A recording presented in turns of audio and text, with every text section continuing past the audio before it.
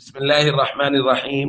عن سلمان رضي الله تعالى عنه قال قال رسول الله صلى الله تعالى عليه وسلم في الحديث: شهر فيه ليلة خير من 1000 شهر، شهر جعل الله صيامه فريضة وقيام ليله تطوعا.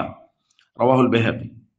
نبی کریم صلی اللہ علیہ وسلم نے رمضان المبارک کی اہمیت اور فضیلت بیان کرتے ہوئے ارشاد فرمایا، رمضان ایسا مہینہ ہے جس میں ایک رات ہے جو 1000 مہینوں سے بہتر ہے، اور فرمایا یہ ایسا مہینہ ہے جس کے روزوں کو اللہ نے فرض قرار دیا ہے اور اس کے رات کے قیام کو ثواب کا ذریعہ بنایا ہے۔ دوستو، رمضان المبارک کی فضیلت اور اہمیت کا بیان ہو رہا ہے۔ نبی کریم صلی اللہ علیہ وسلم نے اس کی فضیلت بیان کرتے ہوئے فرمایا کہ اس میں ایک رات ہے جو 1000 مہینوں سے بہتر ہے، لیلۃ القدر، جس کا قرآن کریم میں بھی ذکر ہے۔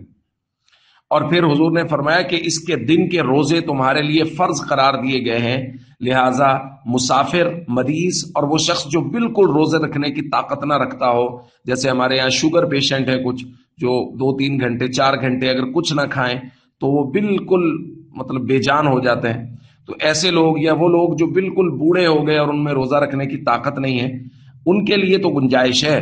ان کے علاوہ تمام لوگوں کے لیے رمضان کے روزے رکھنا فرض ہے، اور رات کا قیام ثواب کا ذریعہ بنایا ہے نماز تراویح۔ حضور علیہ الصلوۃ والسلام نے فرمایا، علیکم بسنتی وسنت الخلفاء الراشدین المہدیین، تم پر میری سنت پر عمل کرنا لازم ہے، خلفاء راشدین کی سنت پر عمل کرنا لازم ہے۔ تو نماز تراویح اس کی باقاعدہ جماعت کی ترتیب حضرت عمر رضی اللہ تعالیٰ عنہ کے دور میں شروع ہوئی، اور صحابہ بہتر جانتے ہیں کہ نبی کریم صلی اللہ علیہ وسلم کا پسندیدہ عمل کیا تھا۔ جب صحابہ کرام نے یہ عمل شروع کیا تو امت کے لیے اس کو سنت مؤکدہ قرار دیا حضور علیہ الصلوۃ والسلام کے اس فرمان کی روشنی میں۔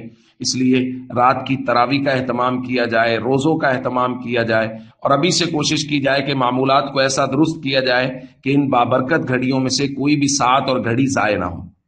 السلام علیکم ورحمۃ اللہ وبرکاتہ۔